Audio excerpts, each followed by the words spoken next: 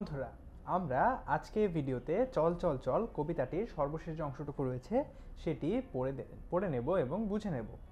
চলো তাহলে শুরু করা যাক। নবনবীনের গাহিয়া গান সজীব করিব মহাশ্মশান, আমরা দানিব নতুন প্রাণ বাহুতে নবীন বল।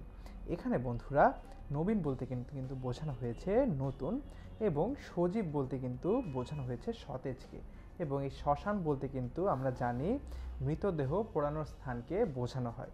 তাহলে নবনবীনের গাহিয়া গান সজীব করিব মহাশ্মশান, এটি বলতে কি বোঝানো হয়েছে? এটি বলতে বোঝানো হয়েছে মহাশ্মশানে প্রাণের স্পন্দন নেই, কিন্তু তরুণেরা নতুনের গান গেয়ে মহাশ্মশানকেও সজীব করে তুলবে। অর্থাৎ আমরা জানি যেখানে শ্মশান বলতে কিন্তু বোঝানো হয় যেখানে কিন্তু মৃতদেহ পোড়ানো হয়, সেই মহাশ্মশানে কিন্তু প্রাণের কোনো স্পন্দন নেই, কিন্তু তরুণরা কিন্তু তাদের নতুন গান গেয়ে, অর্থাৎ নতুনের গান গিয়ে কিন্তু তারা এই মহাশ্মশানকেও জীবন্ত করে তুলবে, সজীব করে তুলবে। আমরা জানিব নতুন প্রাণ বাহুতে নবীন বল, অর্থাৎ এই যে নতুনের যে গান গিয়ে তারা কিন্তু সামনে এগিয়ে যাবে, এবং তাদের কিন্তু এই নবীন বলেই কিন্তু তারা সকল বাধা বিপত্তি অতিক্রম করে ফেলবে, তারা কিন্তু নতুন প্রাণের সঞ্চার ঘটাবে।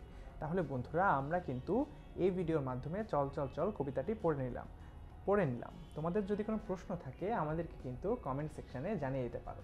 ধন্যবাদ বন্ধুরা।